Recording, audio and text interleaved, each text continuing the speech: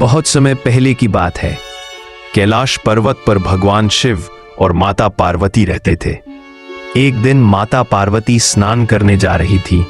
उन्होंने सोचा, जब तक मैं स्नान करूं तब तक कोई भी अंदर ना आए, पर महल की रखवाली करने वाला तो कोई है ही नहीं।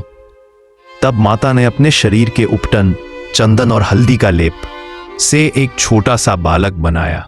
उन्होंने उस बालक में प्राण फूंक दिए। वह बालक जीवित होकर माता के सामने खड़ा हो गया। माता ने बड़े प्यार से कहा, पुत्र, तुम मेरे द्वारपाल हो। जब तक मैं स्नान कर रही हूं तुम किसी को भी अंदर मत आने देना। बालक ने सिर झुकाकर कहा, ठीक है माता, मैं आपकी आज्ञा मानूंगा। इसी बीच भगवान शिव वहां आए। वे सीधे महल में प्रवेश करने लगे, लेकिन द्वार पर खड़े गणेश जी ने उन्हें रोक दिया। गणेश बोले, रुकिए, माता स्नान कर रही है। उनके आदेश के बिना कोई भी अंदर नहीं जा सकता। शिवजी हैरान हुए। उन्होंने कहा, बालक, मैं तुम्हारी माता का पति हूं, मुझे कोई क्यों रोकेगा? पर गणेश जी डटे रहे। माता ने कहा है कि कोई अंदर ना जाए। मैं उनका आदेश मानूंगा, चाहे आप कोई भी हो, आपको रुकना होगा। शिवजी को यह व्यवहार अच्छा नहीं लगा। उन्होंने अपने गणों को कहा कि इस बालक को हटाओ, लेकिन आश्चर्य की बात यह हुई कि गणेश जी ने अकेले ही शिवगणों को परास्त कर दिया। अब भगवान शिव स्वयं युद्ध के लिए आगे बढ़े। बालक गणेश ने वीरता से उनका सामना किया। देवता भी यह दृश्य देखकर चकित रह गए। आखिरकार शिवजी ने क्रोध में अपना त्रिशूल उठाया और गणेश जी पर वार कर दिया। इससे गणेश जी का सिर धड़ से अलग हो गया। पूरा वातावरण दुख और शोक से भर गया। जब माता पार्वती स्नान करके बाहर आईं और अपने पुत्र को मृत देखा तो उनका हृदय टूट गया।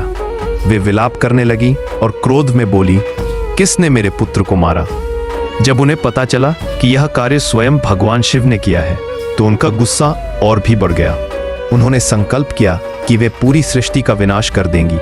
देवता घबराकर शिवजी से बोले, प्रभु, माता पार्वती को शांत कीजिए। यदि उनका क्रोध शांत न हुआ तो तीनों लोक नष्ट हो जाएंगे।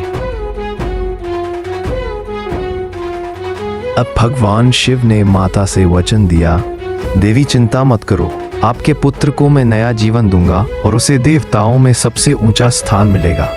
शिवजी ने अपने गणों को आदेश दिया कि वे उत्तर दिशा की ओर जाएं और जिस पहले जीव का सिर मिले उसे लेकर आए। गणों को रास्ते में एक हाथी का बच्चा मिला। वे उसका सिर ले आए।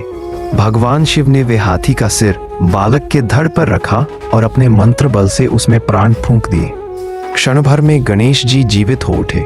उनका रूप अब अद्भुत था, मानव शरीर और हाथी का सिर। माता पार्वती ने उन्हें गले लगाया और आंसुओं में मुस्कुराने लगी। गणेश जी के जीवित होने पर सभी देवता वहां आए और उन्हें आशीर्वाद दिया। भगवान विष्णु ने कहा, यह बालक गणों का अधिपति होगा, इसे सब गणेश कहेंगे। भगवान ब्रह्मा ने कहा, जहां भी गणेश की पूजा होगी वहां विघ्न नहीं आएगा। भगवान शिव ने घोषणा की, अब से किसी भी शुभ कार्य की शुरुआत गणेश जी की पूजा से होगी। जो भी भक्त इन्हें याद करेगा उसके कार्य सफल होंगे। सभी देवताओं ने मिलकर उन्हें विघ्नहर्ता और सिद्धिदाता का आशीर्वाद दिया। यह कथा हमें कई बातें सिखाती है। माता पिता की आज्ञा मानना। गणेश जी ने माता के आदेश का पालन अंत तक किया। कर्तव्य निष्ठा। उन्होंने अपनी जिम्मेदारी से समझौता नहीं किया, चाहे जान चली जाए। बुद्धि और विवेक का महत्व।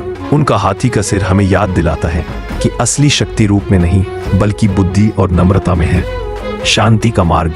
माता पार्वती का क्रोध भी प्रेम और संतुलन से शांत हुआ। इसलिए आज भी जब हम कोई नया काम शुरू करते हैं, चाहे शादी हो, पूजा हो या कोई यात्रा, हम सबसे पहले गणेश जी की पूजा करते हैं। श्री गणेशाय नमः कहते ही हमारे मन में विश्वास जगता है कि अब सारे काम अच्छे से होंगे और सभी बाधाएं दूर होंगी।